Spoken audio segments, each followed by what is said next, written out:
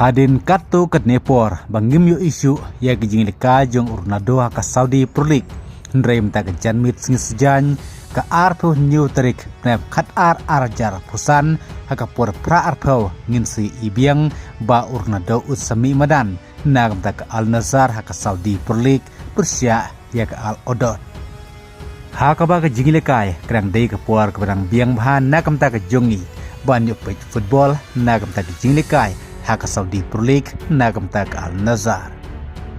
haka ba hadu menta nagam ta banyak ni ya Golden Boot haka Saudi Pro League Ronaldo ulawan haka kerdan ke balai kad ba ujo Filik haka kerdan ke peningkong ubalayo kat wekor kad ba Joshua King naga klub Al Khalij ulayo spokol kad ba Ronaldo ulayo spokol kad ba nakniki spokol lai teligi day lingba ke penalti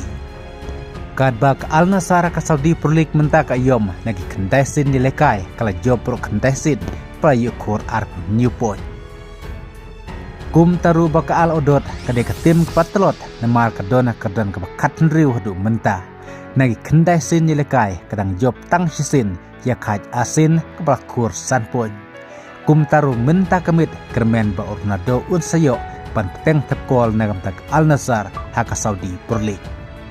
namar nagi kendesin nilekai ka Al Odod kadang job tang sisin kan bahaba menta kamit kaya kendu bat ka Al Nassr ka tim ka baklantam haka Saudi Pro League menta ka ayom kum taru ka Al Nassr menta kamit ka sa job kuput ane ka sa bam jam ya ka Al Odod bat haka nagi jinglekai ka bam menta kamit tikena ba Ronaldo un sayo tepkol biang nagam ta ka Al Nassr te tungan sepa jangan ke jinglekai haka por pra arpau menta kamit kum taru Ronaldo blayo adu kendai spa san pusakol haka karir ke jong menta te lada unang petang mentep kol nagam tak Al Nassr menta kamit un senang jan syaka lenti kasih hajar kol haka karir ke jong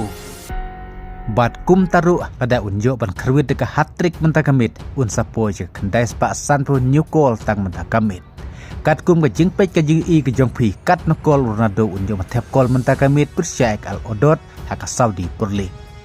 ai ke komen ke jong pi ha kane ke video ku boleh sebut